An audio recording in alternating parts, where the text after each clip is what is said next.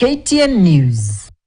Now, President William Ruto was today among top East African leaders who attended a key East African Community Summit in Arusha, Tanzania.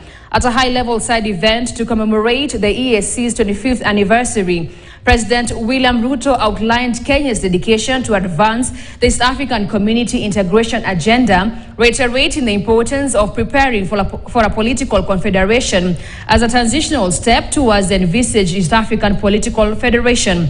He noted that while significant progress had been made, more work is needed to address challenges and foster unity across the region.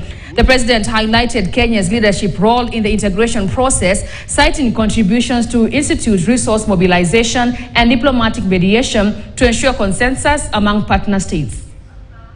Such as East Africa, because of the three historic missions we distilled from the beginning. The unity that was figured out by our leaders, that started with only Zanzibar and Tanganyika then. It must not stop there. And therefore, as East Africans, we demand